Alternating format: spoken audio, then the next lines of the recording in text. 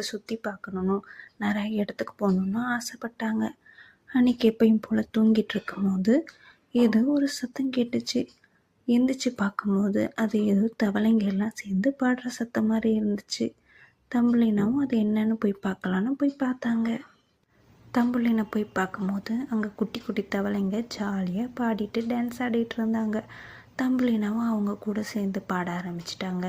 அவங்க கூட சேர்ந்து டான்ஸ் ஆடினாங்க. தவளைங்களும் தம்புலினாவும் ஜாலியாக டான்ஸ் ஆடிட்டோடனே தவளைங்களுக்கும் தம்புலினாவை ரொம்ப பிடிச்சிருச்சு. தவளைங்களும் தம்புலினாவை அவங்களோட அரசர்கிட்ட கூட்டிகிட்டு போனாங்க. அரசருக்கு தம்புலினாவை பார்த்த உடனே பிடிச்சிருச்சு. அதனால் அரசர் தம்புலினாவை தன்னை கல்யாணம் பண்ணிக்கோன்னு சொல்லி வற்புறுத்தினார். தம்புலினாவுக்கு இந்த கல்யாணத்தில் கொஞ்சம் கூட விருப்பம் இல்லை.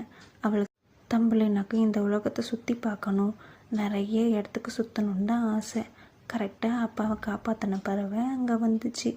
பறவைக்கிட்ட தனக்கு இந்த கல்யாணத்தில் விருப்பம் இல்லைன்னு சொல்லி வருத்தப்பட்டுச்சு. பறவையும் உடனே நீ வா, நான் அவனை கூட்டிகிட்டு போகிறேன் ஏறுன்னு சொல்லுச்சு. தம்புலினாவும் இதுதான் சரியான நேரம்ன்ட்டு பறவை முதுகில் ஏறி பறக்க ஆரம்பிச்சிட்டாங்க.